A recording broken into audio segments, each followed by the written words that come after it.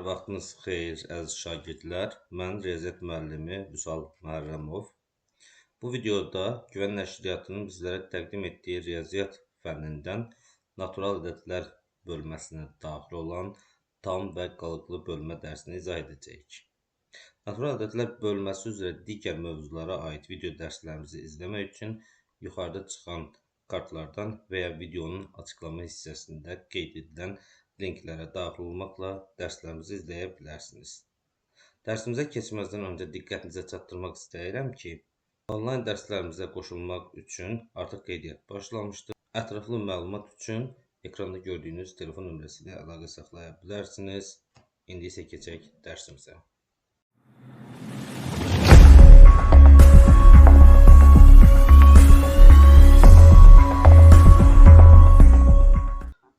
Tam və qalıqlı bölmə. Tam və qalıqlı bölmə dedikdə biz burada A ədədinin B-yə bölünməsindən və alınan qismətin C-yə bərabər olmasından danışacağıq.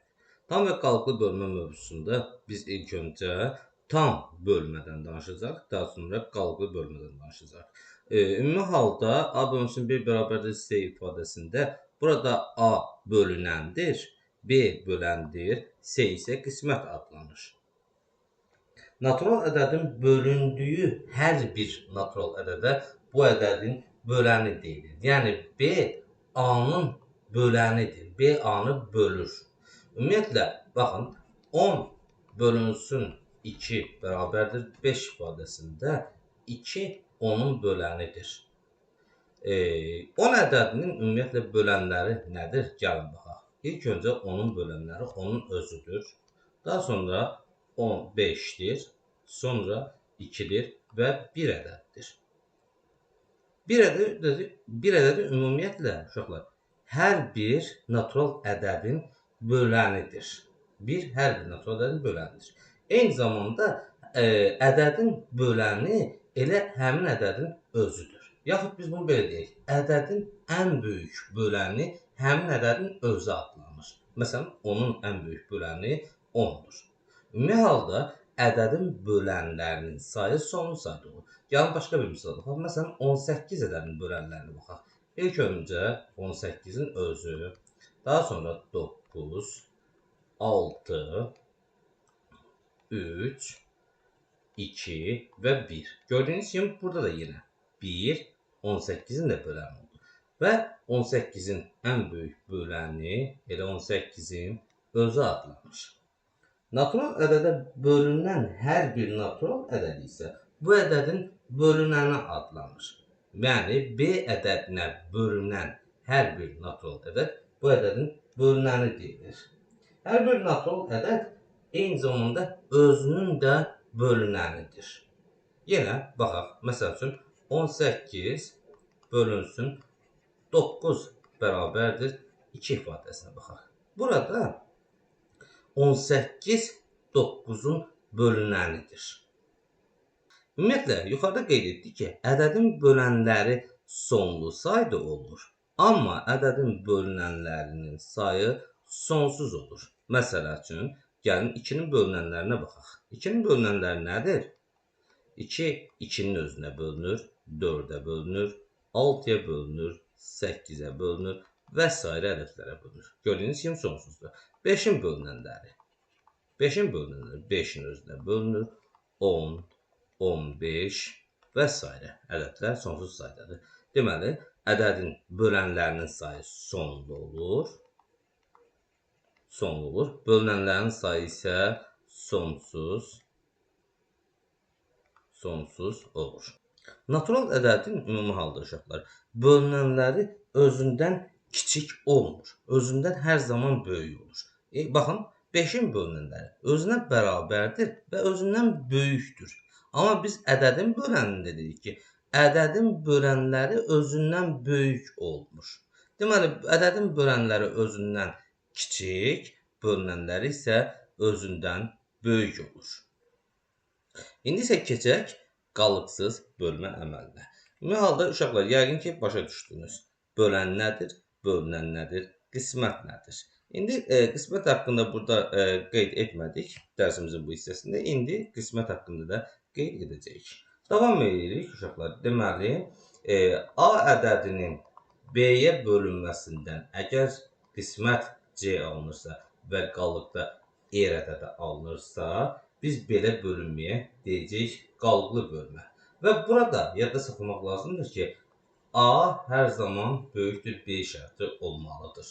Yəni, bölünən böləndən həmişə böyükdür. Baxın, gəlin bir misal baxaq. Deyək ki, 16 bölünsün 5 bərabərdir nəyə? 3 dəfə qalıqda qalır 1. Burada 16 5-dən böyükdür. Yəni, A bölünsün 5 şərti ödənilir. Bölünəni tapmaq üçün, yəni 16 bərabərdir nəyə? 5 vurulsun 3 üstə gələk 1-ə.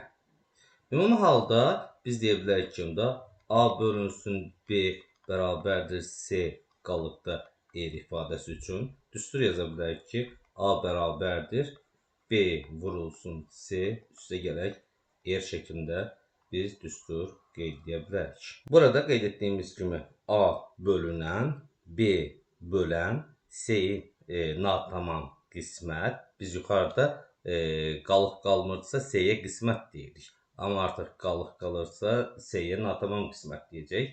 R isə qalıq olacaqdır. Demək uşaqlar, biz dedik ki, A bölünsün B bərabərdir natamam qismətdə C qalıqda R olarsa, buradan bölünən bərabərdir, bölən vurulsun natamam qismət üstə gələk qalıq deyirik, yəni R. R deyirik. Və bu ifadədə yadda saxlamaq lazımdır ki, qalıq hər zaman böləndən kiçik olmalıdır. Qalıq böləndən kiçik olmalıdır. Bu qaydanı, bunu mütləq şəkildə yadda saxlamaq lazımdır.